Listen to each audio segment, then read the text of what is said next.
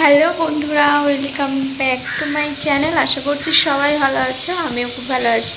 আমি এখন কি করছি, আমি এখন করছি রান্না। আর কালকে তোমাদেরকে বলেছিলাম না মাথায় তেল নেবো, মাথায় চুল জট হয়ে গেছে, এই যে মাথায় তেল দিয়ে এসেছি। আর স্নান করে রান্না করে যাবো স্নান করতে। আর আমি এখন করছি রান্না। এই যে মাছ ভাজি হচ্ছে, আর এইদিকে আমার ভাত হয়ে গেছে প্রায়। আজকে রান্না করব বেগুন আলুর তরকারি, তো এটা কেটে রেখেছি।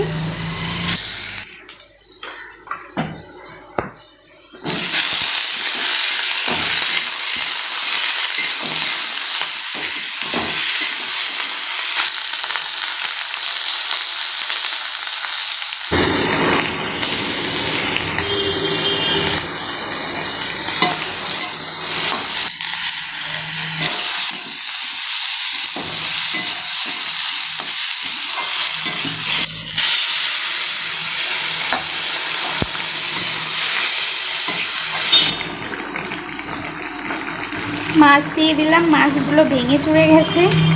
যাই হোক,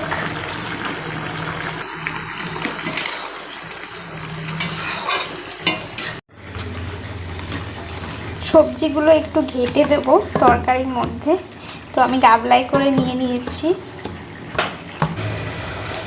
আর এই তো আমার সবজি ঘাটা হয়ে গেছে, এটা এখন তরকারির মধ্যে দিয়ে দেবো। তরকারি হয়ে গেছে, এতে নাকি শুনি তরকারির টেস্ট একটু ভালো হয় সবজি কেটে দিলে, তো সেই জন্যই দেওয়া। রান্না হয়ে গেছে, কেবল করে আসলাম। তো চলো তোমাদেরকে দেখাই আজকে কি কি রান্না করলাম। তেমন কিছুই রান্না করি, নর্মাল যেমন রান্না হয় তেমনই। এই যে দেখছো, এটা একটা শাকের তরকারি। অনেকেই বলবে এটা তো দেখে শাকের তরকারি মনে হচ্ছে না, আলুর তরকারি মনে হচ্ছে। তো এটা অল্প কটা শাক দিয়ে, এটা আমার বর রান্না করেছে, বুঝতে পারিনি আলু বেশি দেওয়া হয়ে গেছে। তো এটা একটা শাকের তরকারি। আর রান্না হয়েছে ঘুগনি, এটা হলো রাত্রের জন্য রান্না হয়েছে। তো দুপুরেই রান্না করে রেখে দিয়েছি, রাত্রে প্রচণ্ড গরম পড়ে সেই জন্য। আর এই যে সেই হলো আমাদের বেগুনের তরকারি, যেটা কেবল তোমাদেরকে দেখালাম। আর হচ্ছে এই যে ভাত, কেমন ধোয়া উঠছে দেখো।